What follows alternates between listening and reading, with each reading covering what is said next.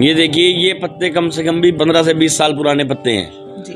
और ऐसा इस पेड़ को काफी सालों में एक बार होता है कि एक ही डाल पे 3 पत्ते एक साथ छेद होते हैं, क्योंकि हम श्याम जी को 3 बाणधारी कहते हैं।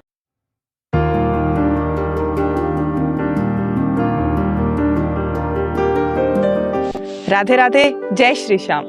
हमारा एकमात्र प्रयास आपको धार्मिक व पौराणिक स्थल दिखाने का है। इसी कड़ी में आज हम पहुंचे हैं हरियाणा राज्य के हिसार जिले के बीड़ बबरान धाम में। जी हाँ, श्री श्याम मंदिर बीड़ बबरान में हम मौजूद हैं, जो हिसार से 7 किलोमीटर दूरी पर तलवंडी राणा और तलवंडी राणा गांव से जो रास्ता जाता है बीड़ बबरान को, वो भी 7 किलोमीटर की दूरी पे है। हिसार जिले के अंदर पड़ता है। बहुत पुराना धाम है। यहाँ पर बताया जाता है कि बब्रिक भान की परीक्षा कृष्ण भगवान ने ली थी। यहाँ पर वो पीपल का पेड़ भी है और बाबा स्वयंभू है, यहाँ पर प्रकट हुए हैं खाटू नरेश। आइए आपको दर्शन करवाते हैं, चलिए चलते हैं अंदर।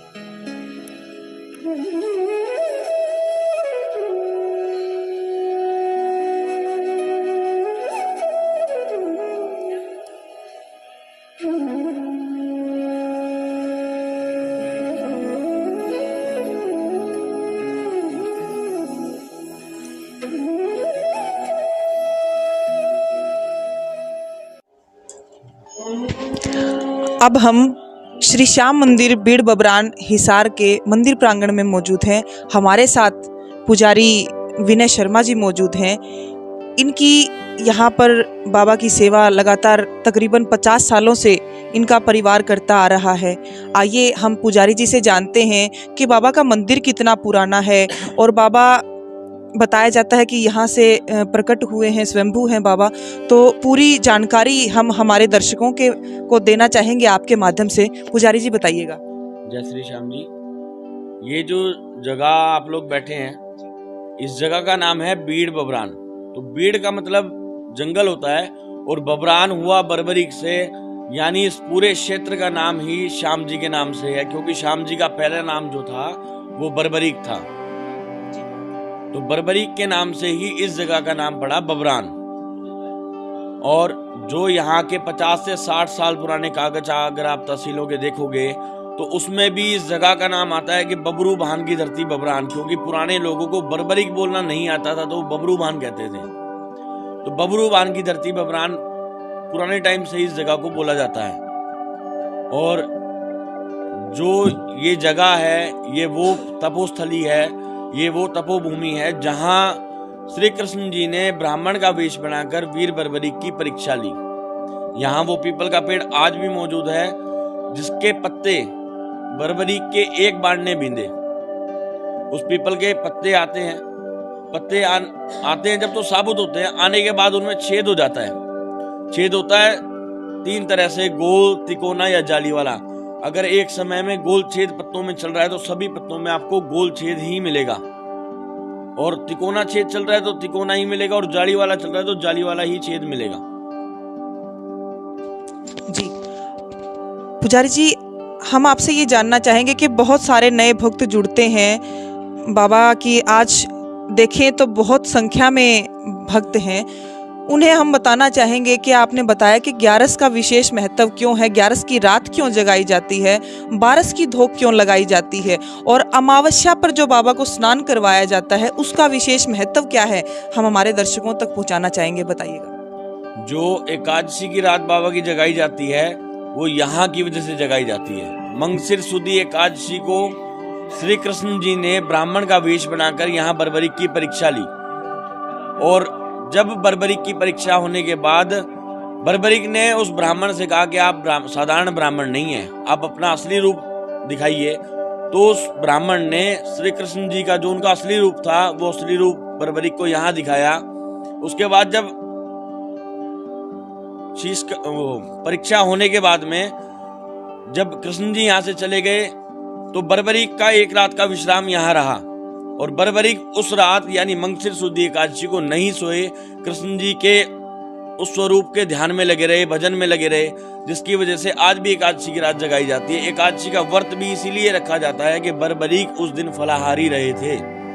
और द्वादशी को जिस तरह से विष्णु भगवान का अवतार हम श्याम जी को मानते हैं, एकादशी के व्रत के बाद द्वादशी की धोक लगती है जिसमें खीर चूरमे का भोग लगा करके अपना व्रत खोला जाता है। तो इसलिए एकादशी की पूजा सारी रात जगने के बाद बाबा की, और द्वादशी को धोक लगा करके अपना व्रत खोला जाता है। दोनों दिन का महत्व इसलिए है।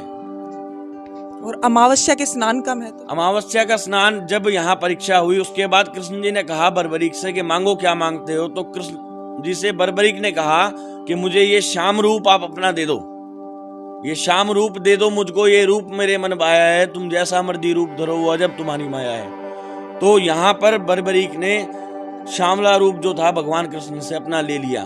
तो भगवान कृष्ण ने एक पांडवों के पित्र होने के साथ साथ उन्हें अमावस्या का वरदान भी दे दिया। पुजारी जी, क्या बता सकते हैं कितने साल पहले यहाँ पर बाबा प्रकट हुए, कैसे पता चला यहाँ पे बाबा को, क्या चमत्कार हुआ?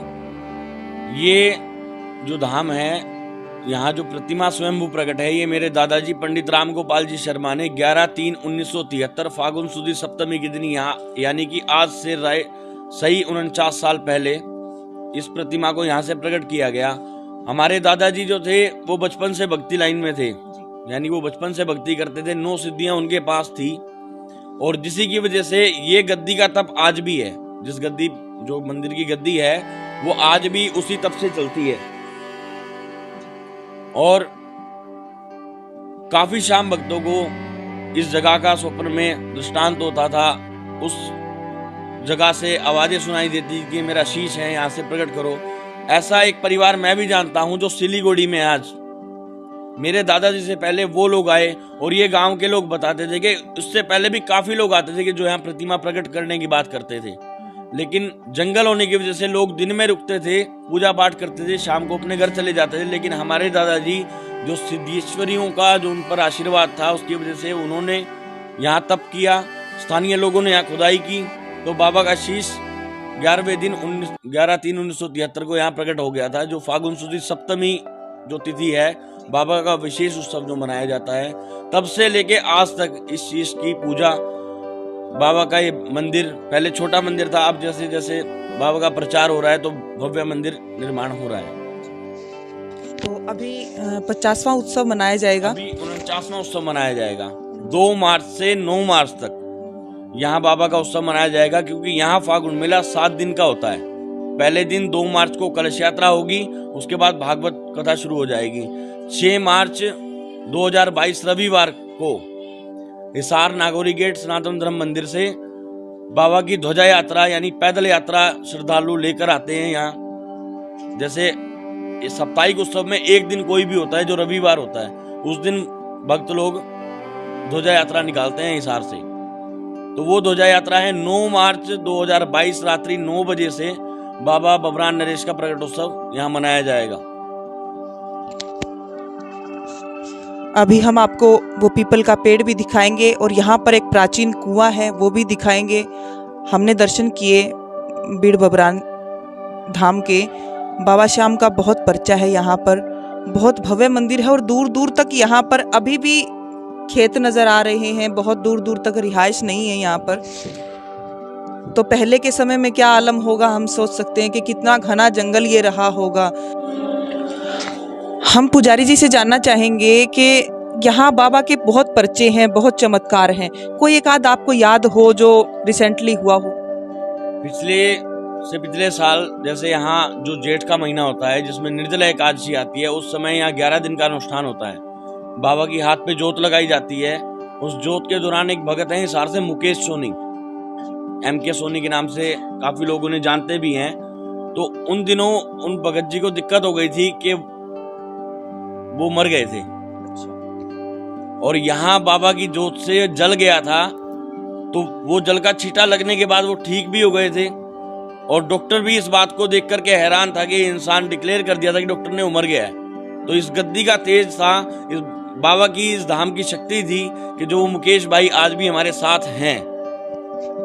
बोले जीवन देने वाले की जय। इसी तरह बाबा के अनेकों चमत्कार यहाँ दिन पे दिन होते रहते हैं। जैसे किसी लेडीज को जिनको संतान नहीं होती, बाबा यहाँ से उनकी झोलियाँ भरते हैं, उन्हें संतान की प्राप्ति होती है। जिस भाई का रोजगार नहीं चलता, यहाँ आने से, मन्नत का नारियल बांधने से, धागा बांधने से रोजगार में तरक्की होती है, घर में सुख समृद्धि बढ़ती है। इसी तरह अनेकों चमत्कार बाबा दिन पे दिन यहाँ करते रहते हैं। आचार्य जी, हर 11-12 को बहुत संख्या में भीड़ रहती है भक्तों की। रहती है। जो शुक्ल पक्ष की एकादशी होती है, उस शुक्ल पक्ष की एकादशी को यहाँ सारी रात जागरण होता है बाबा का। हाँ जी, और द्वादशी का भंडारा होता है। उसी तरह अमावस को बाबा का महाभिषेक होता है और अमावस को भी भंडारा होता है। महीने में 2 कार्यक्रम मंदिर आयोजित करता ही करता है। कहते हैं कि भावना में अगर भाव ना हो तो भावना बेकार है और भावना में अगर भाव हो तो भव से बेड़ा पार है। ऐसे ही एक भावना का प्रतीक यहाँ बीड़ बबरान धाम आज हम मौजूद हैं, दर्शन कर पा रहे हैं मेरे ठाकुर के, मेरे श्याम प्रभु के। बताया जाता है कि पीपल का पेड़ है, बहुत पुराना है और एक बार वो गिर भी गया था, उसी का तना फिर से फूट गया है। जो बताया जाता है कि कृष्ण भगवान ने जो बर्बरी की परीक्षा ली थी, जिस पीपल के पेड़ के पत्ते बींदे थे, वो पीपल का पेड़ आज भी यहाँ पर मौजूद है।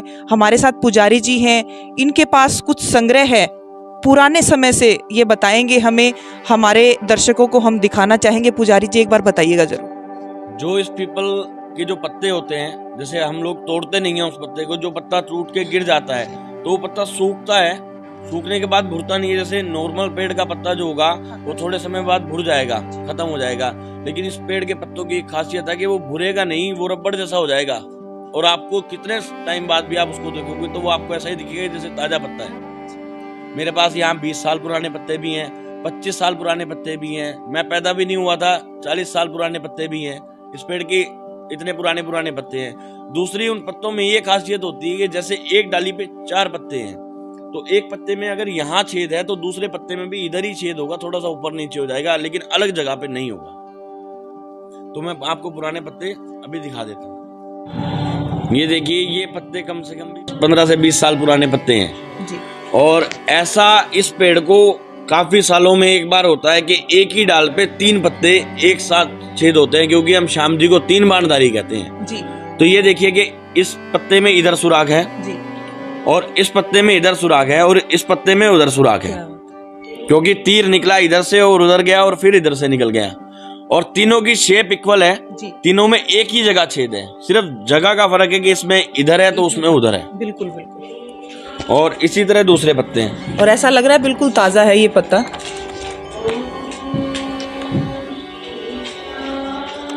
ये पत्ता 20 से 25 साल पुराना पत्ता है जी। पत्ते जो नॉर्मल पेड़ के पत्ते होते हैं वो सूखने के बाद में टाइट हो जाते हैं, मुड़ जाते हैं, लेकिन ये पत्ता ऐसा नहीं है।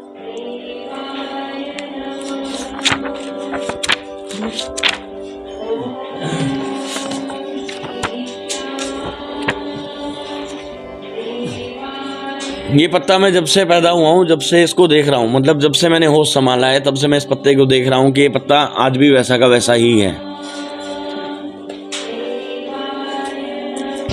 इसी तरह छोटे पत्ते भी हैं इस पेड़ के जी।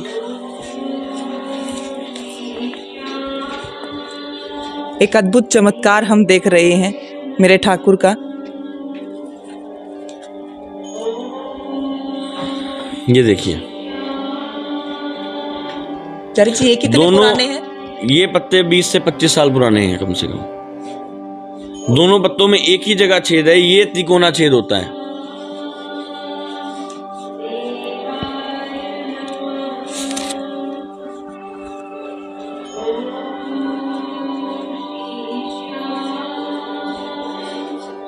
ये पत्ता भी मैं तब से ही देख रहा हूँ जब से मैंने होश संभाला है, यानी ये पत्ता भी 30 से 35 साल या 40 साल पुराना है।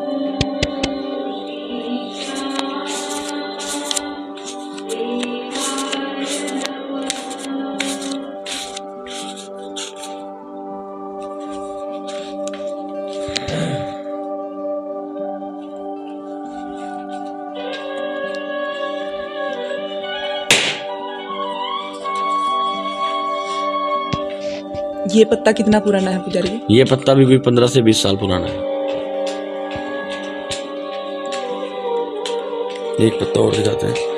सभी पत्तों में छेद होता है, एक ही तरह का होता है, पर ये एक बार ऐसा था कि ये बाबा का विशेष चमत्कार है कि पत्ते में छेद में से भी छेद है। क्या बात है, एक अद्भुत चमत्कार। 40 साल पुराने भी पत्ते रखे हैं पीपल के, और एक जो बहुत छोटा पत्ता दिखाया उसमें छेद के अंदर से भी छेद है, बहुत एक गहरी बात। और पुजारी जी बता रहे हैं कि यहाँ पर अगर शुद्धता का ध्यान रखा जाए तो ये पत्ते सालों साल ऐसे ही रहते हैं, इन्होंने संग्रह करके रखा हुआ है। जो ये पत्ते हैं, जैसे कोई भगत भी लेके जाना चाहे, जो गिरे हुए पत्ते हैं वो लेके जा सकते हैं। उनको पूजा पाठ की किताबों में, किसी ग्रंथ में या रामायण में, गीता में अगर उनको रखा जाए और झूठे हाथ उनको ना लगे, यानी शुद्धताई का विशेष ध्यान उन पे रखा जाए, तो वो पत्ते सालों साल ऐसे ही रहते हैं। आइए आपको वो पीपल का पेड़ भी दिखाते हैं। अब हम उसी पेड़ के पास मौजूद हैं, जो पीपल का पेड़ जहां बताया जाता है कि कृष्ण भगवान ने बर्बरी की परीक्षा ली थी। पुजारी जी बता रहे हैं कि इसके छेदों में भी कुछ अलग तरह के छेद होते हैं। पुजारी जी बताइएगा जरा। जैसे मैंने पहले भी बताया था कि पेड़ में जो छेद होता है वो 3 तरीके से होता है, गोल, तिकोना या जाली वाला। तो इस समय जाली वाला छेद चल रहा है। तो आप देख सकते हैं कि जो पत्ते हैं भूरे हैं, उनमें जालियां चल रही हैं अभी भी। गोल या तिकोना पत्ता उनमें से कोई नहीं है, यानी जिस पत्ते में गोल सुराग हो या तिकोना सुराग हो, कोई नहीं है ऐसा पत्ता इसमें इस समय। सिर्फ जाली वाले ही छेद आपको इस समय पत्ते में मिलेंगे। अगर गोल होंगे तो सभी में गोल मिलेंगे, और तिकोना छेद होगा तो सभी में तिकोना छेद ही मिलेगा।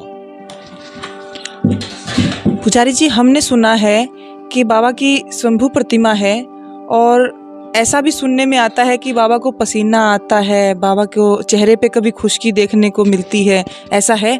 बिल्कुल है। जैसे गर्मियों में जब जून और जुलाई का महीना होता है तो सबसे ज्यादा गर्मी होती है, उस समय बाबा को पसीना आता है। जो केसर का तिलक होता है वो यहाँ से गीला मिलता है, और जब बाबा सांवले स्वरूप में होते हैं तो हल्की हल्की छोटी छोटी बूंदे दिखाई देती हैं बाबा के माथे पे या बाबा की कलम के साइड में। और खुश्की की बात मैं करूं कि आपने कभी किसी प्रतिमा को किसी पत्थर पे खुश्की आती देखी है? तो ये उन लोगों के लिए करारा जवाब है जो कहते हैं कि मंदिर में सिर्फ पत्थर की मूर्तें हैं। मंदिर में पत्थर की मूर्त नहीं है, वो साक्षात बैठा है, क्योंकि यहाँ बाबा की दाढ़ी पे इत्र की मालिश होती है। और जिस दिन इत्र की मालिश हल्की हो और या कम हो या ना हो, तो उस दिन बाबा की दाढ़ी, जैसे हमारे हाथ पैर सफेद हो जाते हैं, इसी तरह बाबा की दाढ़ी सफेद सफेद, बाबा का चेहरा सफेद सफेद दिखाई देता है। थोड़ा थोड़ा सफेद हो गया कहीं से, इसी तरह से दिखाई देता है। दूसरा कि बच्चों को तालवा होता है जो सिर में, बाबा का वो तालवा है। जिस तरह कि बच्चा एक करवट सो जाए तो बाल उड़ जाते हैं, उसी तरह बाबा के एक साइड से बाल कम है। ये चीजें मतलब एक स्वयंभू प्रतिमा, ये उन लोगों के लिए करारा जवाब है जो लोग कहते हैं कि सिर्फ पत्थर की मूर्ति हैं मंदिर में। वही बात है, मैं फिर कहूंगी कि मानो तो खाटू में बैठे बाबा, घर में बैठे बाबा भी पर्चा दे देंगे, अगर नहीं मानो तो खाटू में भी कुछ नहीं है। पुजारी जी, आपने एक जो पत्थर के बारे में बताया कि इस पे घोड़े का निशान है, इसके बारे में थोड़ा सा हम बताना चाहिए। ये जो शिला है, ये वो शिला है जिस पे इस पावन पवित्र भूमि पे बाबा के घोड़े का पहला पैर रखा गया। ये प्रतिमा यहाँ, ये जो शिला है ये यहाँ से 9 किलोमीटर दूर, 8 किलोमीटर दूर जंगल में थी। तो बाबा का आदेश था कि मेरी शिला है, गद्दी से जैसे आदेश होते हैं, तो बाबा का आदेश था कि मेरी शिला है उसको वहां से लेके आओ। तो ये जमीन में ये शिला ऐसे लेटी हुई थी। तो शिला को जब जेसीबी से उठाया, पहले लोगों ने उठाया तो नहीं उठी, जेसीबी से उठाया तो उसने 2-2 जेसीबी के हुक तोड़ दिए, नहीं उठा। वो शिला जो आपने अभी देखी है, ये शिला मतलब जितनी जमीन में आपको ऊपर दिख रही है उतनी ही नीचे है। और जब बाबा से माफी मांग करके लेके आए थे तो मतलब ये 2 जने लेके आए थे स्कूटर पे इसको, और स्कूटर की चेसी जो थी वो टूटी हुई थी, क्रैक थी। कहाँ तो ये 2 जेसीबी से नहीं उठी और कहाँ 2 जने उठा के लाए थे। बोले खाटू नरेश की जय। अब हम बीड़ बबरान धाम में उस स्थान पर मौजूद हैं जहां पर बाबा का शीश प्रकट हुआ था। पुजारी जी हमारे साथ हैं, आइए पुजारी जी से जानते हैं। यहाँ जो हवन कुंड बनाया गया है, इस जगह से बाबा का शीश प्रकट हुआ था। ये हवन कुंड इसीलिए बनाया गया ताकि वो जगह हमें याद रहे, वो जगह भी हमारे भक्तों को भी पता लगे कि भाई इस जगह से बाबा का शीश प्रकट हुआ था। तो यहाँ से 9 फुट नीचे और 13 फुट उधर पीपल की साइड में बाबा का शीश यहाँ से प्रकट हुआ था। और बताते हैं कि जिस समय ये जमीन खोदी गई थी तो इस जमीन पत्थर से भी ज्यादा हार्ड थी, कच्ची जमीन होने के बावजूद। जो मेरे पिताजी बताते हैं, जो मेरे चाचा जी, मेरे ताऊ जी बताया करते थे। और वो जो समाधि है हमारे दादाजी की है, जिन्होंने प्रतिमा यहाँ से प्रकट की थी। जो भी आप प्राचीन कुएं की बात कर रहे थे, वो प्राचीन कुआं ये है जिसपे मूर्तियां रखी गई हैं। वो इस वजह से रखी गई हैं कि काफी भगत हैं, बच्चे हैं, भाई इस कुएं पे चढ़े ना, तो ताकि किसी को नुकसान ना हो। कोई बच्चे, कुआं जो है 350 से 400 फुट गहरा है, 350-400 फुट गहरा है। और इस कुएं के साइड में यहाँ जैसे एक गेट होता था, उस पर पांडुलिपि शिलालेख मौजूद था, जो है कि हम इस जगह पे भर्ती करते करते हम 12 फुट ऊपर आ गए। तो उस वजह से वो पांडुलिपि शिलालेख यहाँ दब गया, नीचे होने के कारण।